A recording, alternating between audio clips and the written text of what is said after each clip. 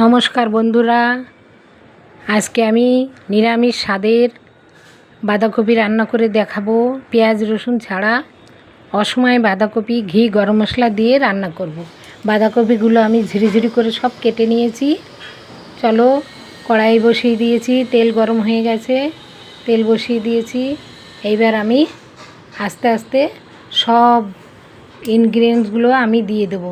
প্রথমে একটু আলু ভেজে নেব।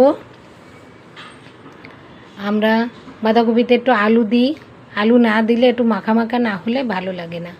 জিরে, শুকনো লঙ্কা, তেজপাতা আমি ফোড়নে দিয়ে দিলাম। তোমরা এইভাবে কে কীভাবে রান্না করে খাও বাঁধাকপি আমাকে জানাবে। আমরা এইভাবেই খাই।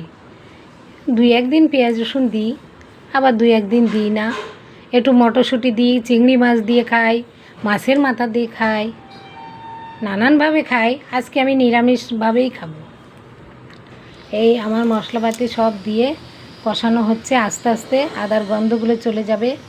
আদা, কাঁচা লঙ্কা বাটা দিয়েছি, একটু টমেটো দিলাম, নুন হলুদ দিয়ে সব দিয়ে আমি মশলাটা কষিয়ে নেব। আমি কয়টা বাদাম দিলাম, আজকে আমার ঘরে মটরশুঁটি নেই তাই একটু বাদাম দিয়েছি। এইবার আমি একটু গুঁড়ো মশলা দেব, একটু চিনি দিয়ে দেব, তারপরে গুঁড়ো মশলাও দিয়ে দিয়েছি। আমি বাঁধাকপিগুলো সেদ্ধ করে রেখেছিলাম, সেইগুলো আমি ঢেলে দিলাম। দিয়ে নাড়িয়ে চাড়িয়ে বাঁধাকপিটা আমি 10 মিনিটের জন্য ঢেকে রান্না করব।